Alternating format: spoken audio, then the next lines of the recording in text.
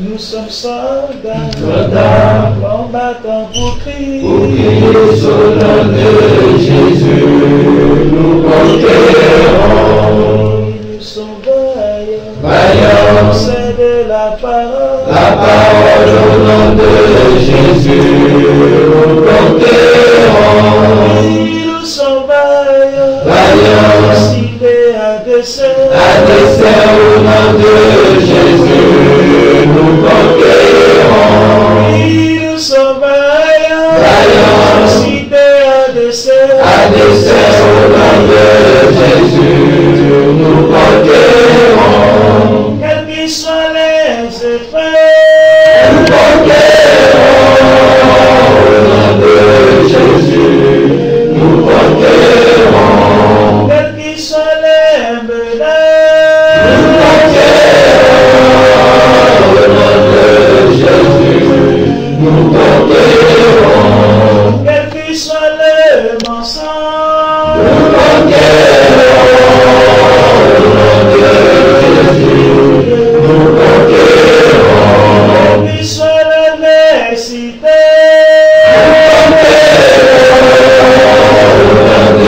Jésus, nous conquérons. nous sommes vaillants, Vaillants, cités à dessein. à dessein au nom de Jésus, nous conquérons. Nous sommes vaillants, Vaillants, cités à dessein. à dessein au nom de Jésus, nous conquérons.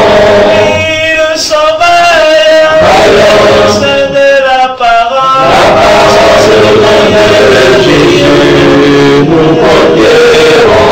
Nous sommes vaillants, Vaillants, cités à dessein. à dessein au nom de Jésus, nous conquérons. Quels qu'ils soient les mensonges,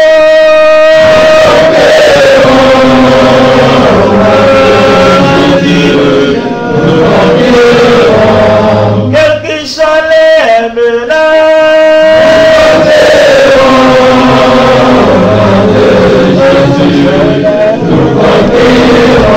quels qu'ils soient l'adversité,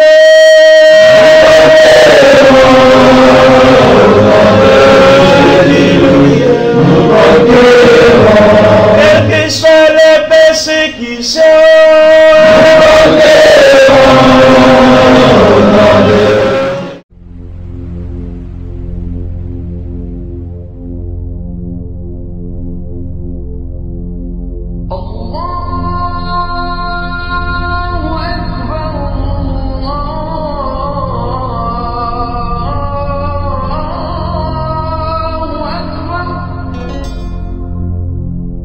أشهد أن لا إله إلا الله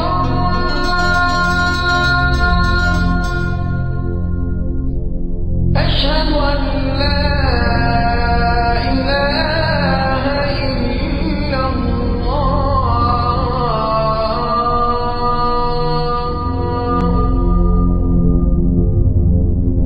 أشهد أن محمدا رسول الله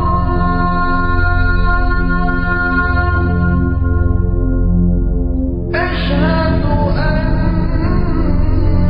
محمدا رسول الله أشهد أن لا إله إلا الله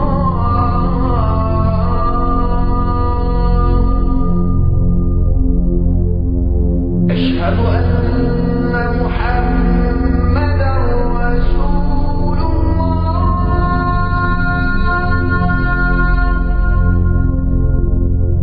أشهد أن محمدا رسول الله Deux sœurs, Ola et Oholiba, avec des termes extrêmement licencieux.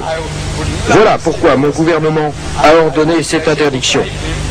Le comité de censure comprenait 2 prêtres représentant l'Église qui n'ont pas su qu'ils censuraient des extraits de la Bible. Mon gouvernement est tellement vertueux qu'il a interdit la publication du roman L'amant de Lady Chatterley à cause d'un mot de 4 lettres. Un seul mot détestable qui a valu au livre d'être interdit pendant 20 ans. Mais maintenant, ayant mûri et évolué, les autorités décident de lever cette interdiction. Pour revenir aux 9 passages de la Bible, vous dites que c'est la parole de Dieu et vous avez honte de les lire devant vos téléspectateurs. Je mets au défi, frère Swagart, de lire ces extraits. Le manuel est là et vous n'avez même pas besoin d'ouvrir ce livre. Ces passages sont soulignés en rouge. Je vous demande de les lire avec votre style célèbre, votre élocution séduisante et vos gestes fameux. Si vous acceptiez de les lire devant l'assistance ici présente, je vous donnerai $100. $100, c'est une somme insignifiante pour Frère Swagart. Dans un de ses ouvrages, Frère Swagart indique qu'il a besoin de $291 000 par jour, rien que pour reprendre son souffle. C'est selon les calculs, 106 millions de dollars par an. Dans le numéro de décembre 1986 de l'Évangéliste, il déclare que ses besoins s'élèvent à $1 million par jour. Je lui souhaite plein succès.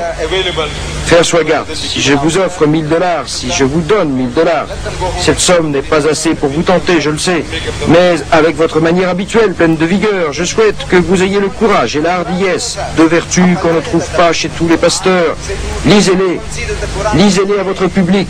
Ézéchiel chapitre 23. Si vous ne le pouvez pas, je dirais que ceci n'est pas la parole de Dieu et que la Bible n'est pas la parole de Dieu. Dans son discours de tout à l'heure, Frère Swagart a cité des passages de son livre « La Bible est-elle la parole de Dieu ?» Il existe actuellement dans votre ville 10 000 exemplaires de cet ouvrage que chacun, je suppose, peut acheter. Je ne sais pas si on va distribuer des exemplaires dans cette salle. J'avais demandé qu'on donne un exemplaire à chacun pour qu'une fois rentré chez lui, il le lise tranquillement et voit ce qu'il en est. Dans ce livre, à propos de contradictions, il se demande pourquoi l'on n'examine pas le sens des textes coraniques, car, dit-il, s'il n'était pas la parole de Dieu, on y aurait trouvé de nombreuses discordances. Il veut dire que si le Coran était écrit par un être humain et non révélé par Dieu, on aurait décelé un grand nombre de contradictions dans ces textes. Je ne parlerai pas du Coran parce qu'il ne fait pas l'objet de notre débat. Je voulais simplement souligner ce que dit le Coran. Si un livre n'est pas d'inspiration divine, il peut y avoir des contradictions et des discordances. Mais s'il est de Dieu, alors les contradictions et les discordances sont à exclure. Je reprends l'exemple que vient de donner Frère Swagart et qui figure dans un de ses ouvrages. En un endroit de la Bible, Salomon a des écuries pouvant recevoir 4000 chevaux et dans un autre endroit, il a des écuries pouvant recevoir 40 000 chevaux. Frère Swagart justifie cette contradiction en disant que la différence entre 4 et 40, c'est un simple zéro. Mais moi, je dis que les Juifs, mes cousins, ne connaissent pas le zéro. Les Juifs ne connaissaient pas le zéro, ils ont écrit ces chiffres en toutes lettres. Ils ont écrit 4 en lettres hébreuses et ils ont écrit 40 en lettres hébreues. Je vous le demande, qui est responsable de cette erreur? Dieu ou les copistes qui étaient sujets à l'erreur? Vous admettez vous-même que les copistes ont commis des erreurs. Madame Ellen G. White, qui appartient à une petite confession chrétienne et qui est membre influent du mouvement des sabbatiques, écrit dans son ouvrage sur la Bible, j'ai l'ouvrage là.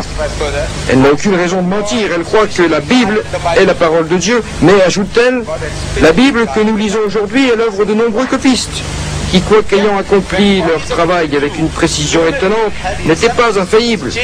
Et Dieu n'a pas jugé utile de les préserver de l'erreur. Dieu n'a pas jugé utile. En d'autres termes, cela veut dire que c'est l'affaire de Dieu. Il ne veut pas, alors tant pis pour vous. Débrouillez-vous. Donc Dieu n'a pas jugé utile de les prémunir contre l'erreur de traduction. Dans les pages suivantes de son commentaire, Madame White, allant plus loin, ont écrit le livre. Ce sont les Arabes, mes frères, qui ont emprunté le zéro aux Indiens et l'ont fait connaître au reste du monde. Encore écrit que Dieu a en particulier préservé la Bible. Il l'a préservée de quoi, je me le demande.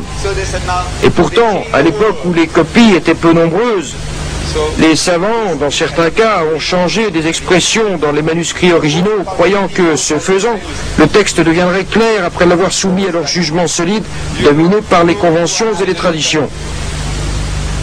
C'est le cas des témoins de Jéhovah qui ont édité une traduction appelée traduction universelle moderne que vous rejetez vous-même. Vous la rejetez parce que les témoins de Jéhovah ont opéré des changements en fonction de leurs propres idées. Les protestants ont fait la même chose. Que ces choses-là se sont produites dès le début et n'ont pas cessé depuis. S'agissant des 24 000 manuscrits dont frère Swaggart, que ces choses-là se sont produites dès le début et n'ont pas cessé depuis. S'agissant des 24 000 manuscrits dont frère Swaggart est si fier, il n'y en a même pas deux qui soient identiques ou qui se ressemblent selon les dires de vos savants.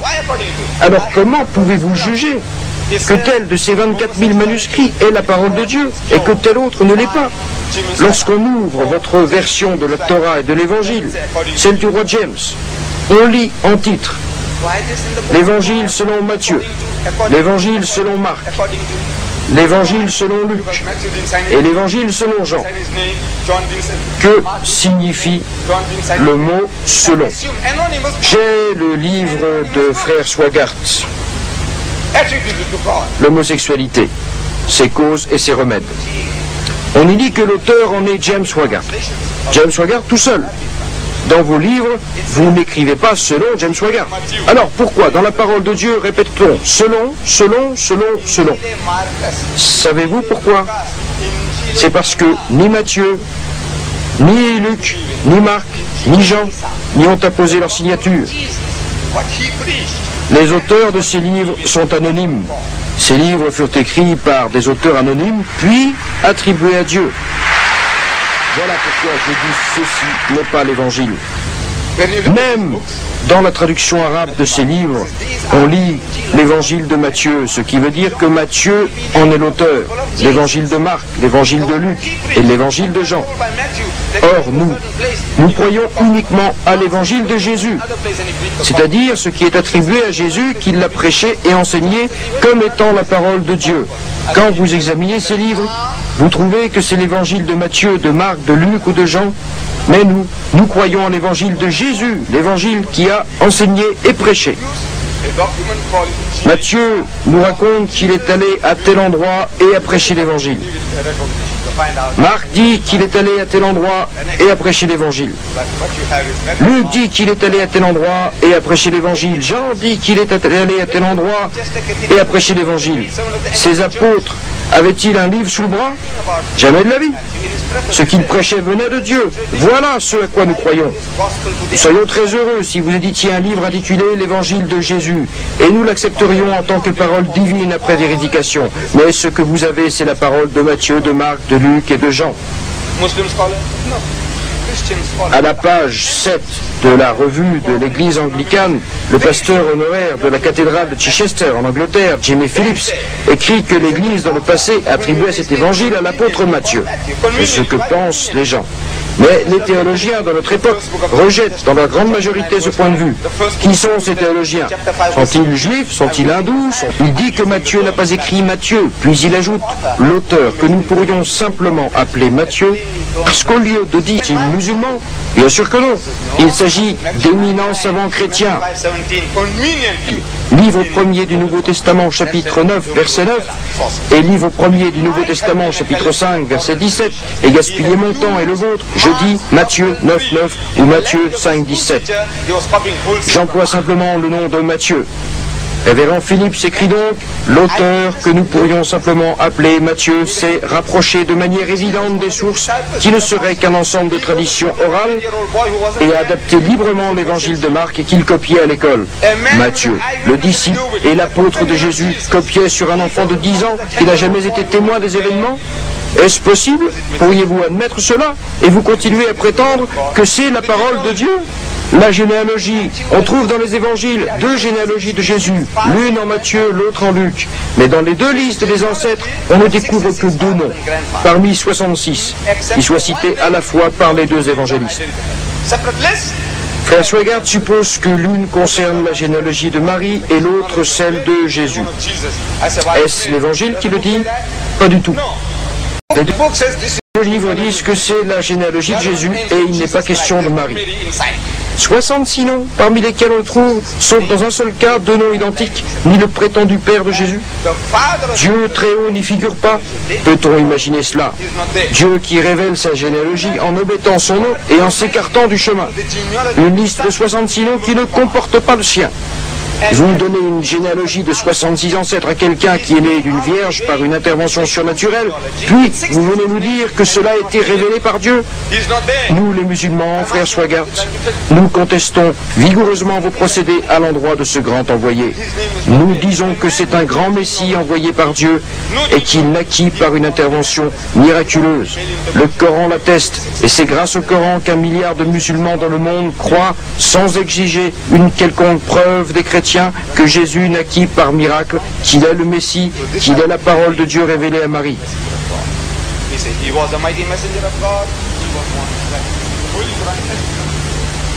Demain, je traiterai le sujet en parlant de Mohammed, successeur naturel de Jésus.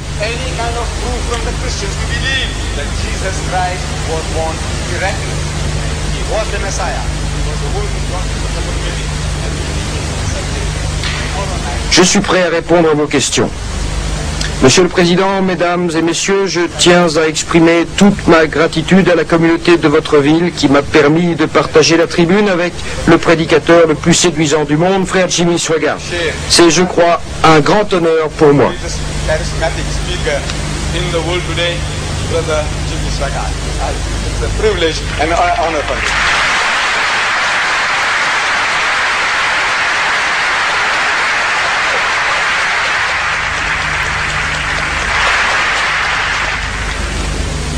Et maintenant, révérend Jimmy Swaggart va parler pour 10 minutes.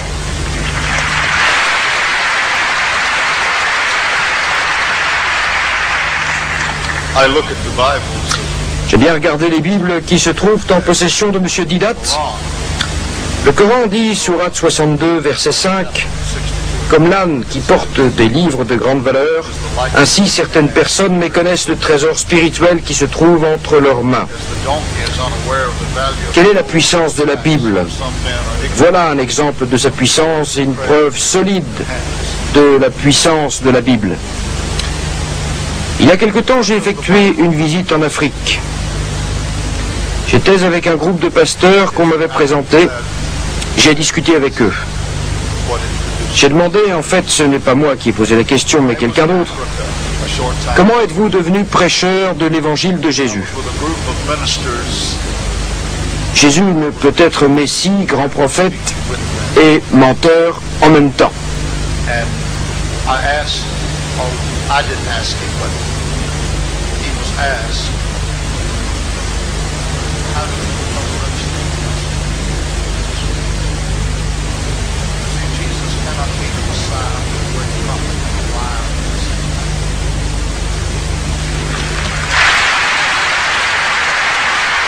Ou bien il est celui qu'il a déclaré être, ou bien il est menteur.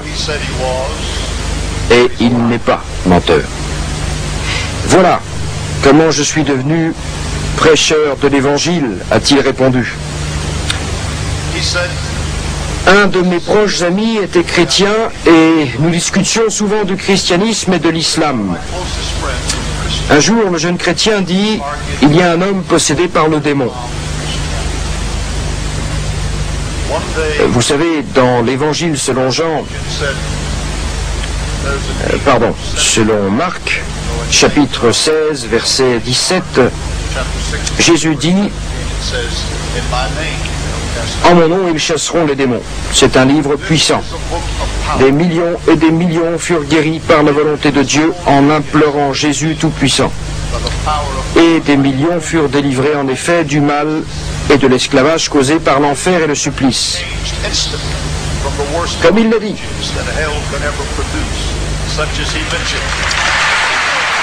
Par le pouvoir de la parole de Dieu Tout-Puissant, et moi je vous dis qu'un livre mort ne peut réaliser de tels résultats.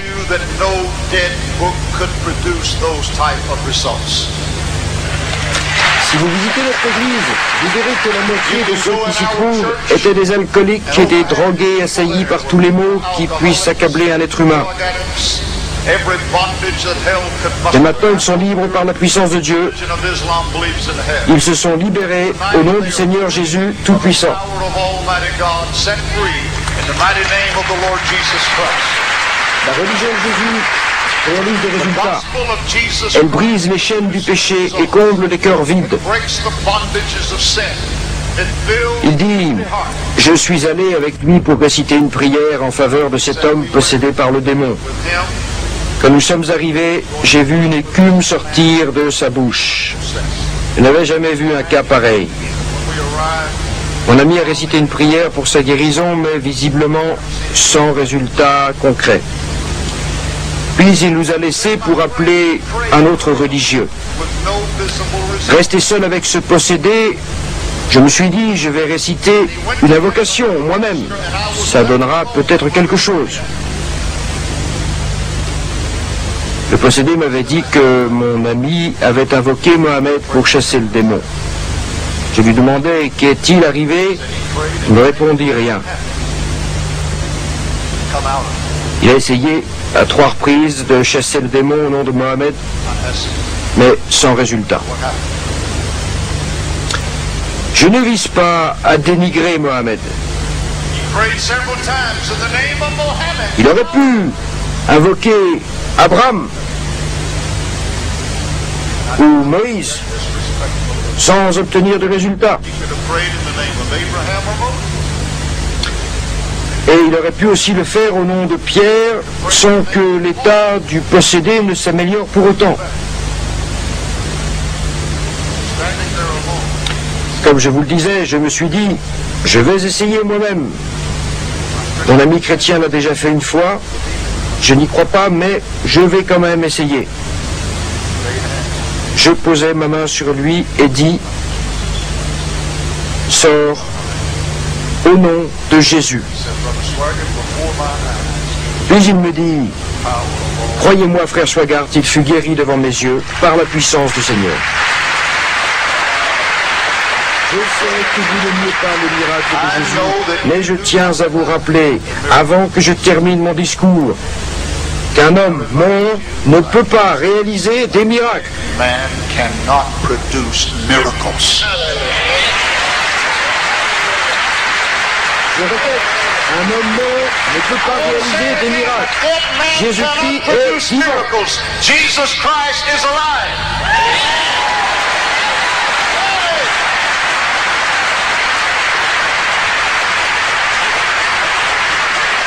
Il me reste 2 minutes. I've got 2 minutes.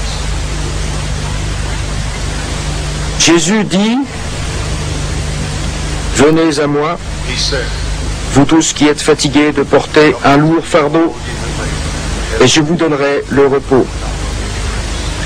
Prenez sur vous mon habit my yoke upon you. et laissez-moi vous instruire, car je suis doux et humble de cœur, et vous trouverez le repos pour vous-même. One day very soon, Et dans un jour proche, il retournera parmi nous. Il l'a promis. Il a dit qu'il retournerait parmi nous. Toutes les prophéties qui sont citées dans ce livre se sont réalisées. that is supposed to be Et cette prophétie qui ne s'est pas encore réalisée le sera également. others that have not yet Chacun de nous ressent dans son cœur de la soif pour le Seigneur. the heart Et Jésus-Christ seul peut assouvir cette soif parce que le Seigneur est plein d'amour. because God Il vous aime. Et ce livre dit qu'il vous aime. Malgré les péchés et l'injustice, il vous aime et désire se manifester réellement devant vous.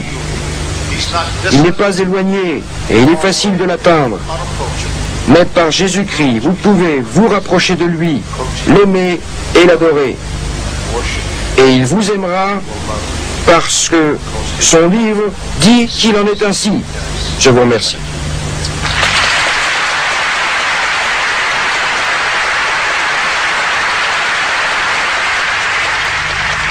Rendons hommage à ces 2 grands hommes. Acknowledge both of them.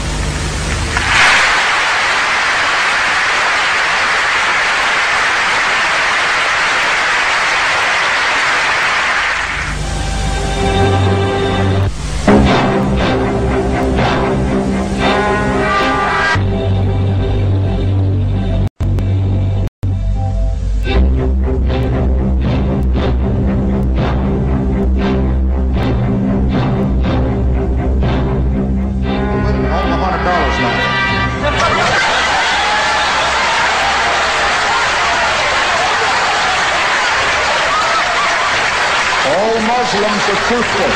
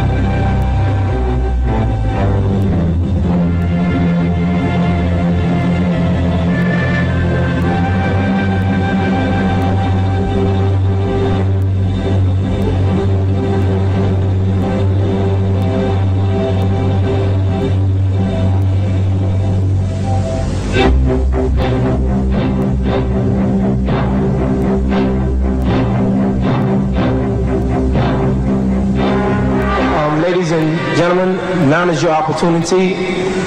We should be passing out the sheets of papers. Any question that you have, please address it to either the Reverend Jimmy Swaggart or Brother Ahmed Deedat. Ahmed Deedat. Ahmed Deedat. Le Coran que nous avons aujourd'hui, est-ce le même Coran original qui a été révélé? Est-il vrai que les premières copies du Coran ont été brûlées? Il existe ce qu'on appelle le Coran d'Othman. Vous savez que le calife Othman, frère Swaggart, a dit qu'il y avait plusieurs variantes du Coran et que ces textes furent brûlés sur ordre d'Othman. Pour expliquer cela, je prendrai pour exemple ses propres paroles. Si quelqu'un voulait résumer les propos de frère Swaggart, il découvrirait que certains noms propres avaient été mal prononcés. Nous ne lui faisons pas de reproches parce qu'il a mal prononcé le nom d'Othman. La façon dont il a prononcé le nom d'Omar est encore plus affreuse. Nous ne disons rien parce que vous n'êtes habitués à prononcer le nom. Mais si on lisait le résumé que cette personne aurait fait de vos propos, on ne pourrait pas savoir que vous parliez d'Othman, le troisième calife dans l'islam, ou d'Omar, le deuxième calife dans l'islam. Quant au nom de Hafsa, vous l'avez prononcé correctement. Imaginez que je veux fixer par écrit le discours de frère Swaggart. Pensez-vous que je le laisserai en état? Savez-vous ce que signifie une prononciation incorrecte du nom d'Othman?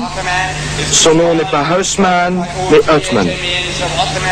Et voilà pourquoi je le corrige. Je le fais par souci de fidélité. Ce qui s'est passé, c'est que les livres hébreux et les livres arabes étaient écrits sans les voyelles brèves ni les voyelles longues. Ceux qui parlaient ces langues comprenaient le sens du texte, mais un étranger ne pouvait pas lire correctement sans les voyelles brèves et longues.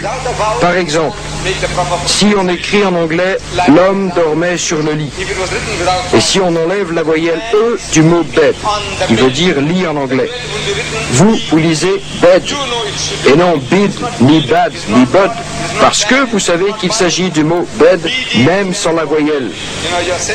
Votre sens linguistique vous aide à rajouter instinctivement la voyelle et à comprendre que les deux lettres B et D désignent le mot bed tronqué. L'arabe et l'hébreu avaient conscience de cette particularité dans leurs langues respectives. Ainsi, lorsque l'arabe s'est répandu dans les autres pays, l'étranger ne savait même pas prononcer l'expression en l'absence des voyelles longues et brèves. Il se demandait s'il fallait prononcer Halamdu ou Hilamdu. Ainsi, lorsque les autres peuples embrassèrent l'islam, ils prononcèrent la langue comme ils l'entendaient, puis elle fut écrite de cette manière déformée. C'est pareil en anglais.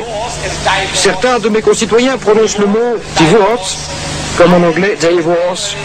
Je pourrais citer d'autres exemples. Que faire alors? Les Anglais prononcent certains mots différemment des Américains. Heureusement, la parole reste la même. Mais si cela entraîne une déformation de la parole, vous interviendrez pour changer cela. Ainsi, concernant ces lectures différentes, avec des prononciations différentes, nous disons que le Coran fut révélé dans le dialecte de Quraysh, la tribu de Mohammed, et qu'il fallait garder cette prononciation et exclure toute autre prononciation qui serait différente de celle du Quraysh. Quant au Coran, édité au temps d'Osman, il est conservé au musée Topkapi à Istanbul.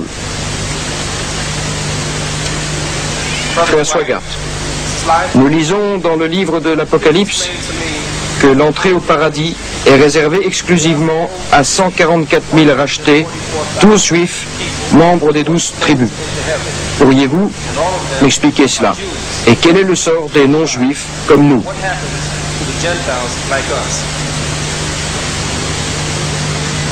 C'est là votre question? Les 144 000 cités dans le livre de l'Apocalypse, comme vous dites, qui sont membres du peuple juif, 12 000 de chaque tribu, n'ont pas de rapport avec les non-juifs. Ces 12 000 furent choisis de chaque tribu pour le royaume de Dieu parce qu'ils ont cru en Jésus, Sauveur et Rédempteur. C'est pour cela que le paradis leur fut promis.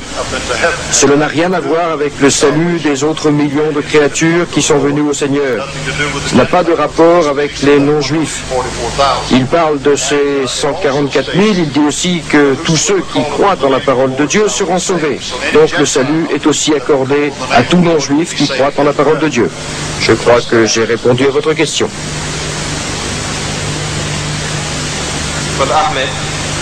Frère Ahmed, Jésus dit, le Seigneur notre Dieu est le seul Seigneur. Tu dois aimer le Seigneur, ton Dieu, de tout ton cœur. L'Évangile selon Marc, chapitre 12, versets 29 à 30. Les musulmans sont d'accord avec les chrétiens pour dire qu'il n'existe qu'un Dieu unique. Comment les musulmans peuvent-ils aimer le Seigneur sans changer leur cœur? Changer le cœur. Regardez les musulmans, regardez-les. Jésus dit, un arbre se reconnaît à son fruit. On ne cueille pas des figues sur des buissons d'épines et l'on ne récolte pas du raisin sur des ronces. Et il dit, un bon arbre ne produit pas du mauvais fruit et un mauvais arbre ne produit pas du bon fruit. C'est ça l'essentiel, le fruit. L'islam a créé la plus grande société humaine où les boissons alcoolisées sont prohibées. Il existe dans le monde 1 milliard de musulmans qui dans l'ensemble ne boivent pas de boissons alcoolisées. C'est cela le fruit. Les frères de race, qui sont les gens les plus racistes de la planète. Vous connaissez les hindous en Inde, la confession des hindous, la caste supérieure.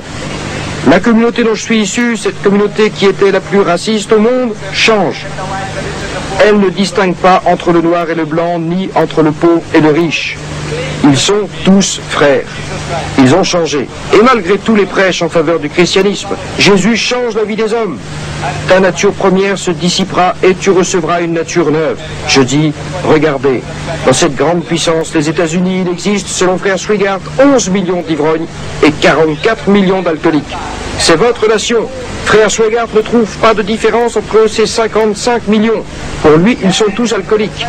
Dans l'islam, les boissons alcoolisées sont interdites en toutes circonstances. Le prophète Mohammed dit, ce qui rend ivre en grande quantité est interdit en petite quantité. Ni peu, ni trop. Interdiction totale.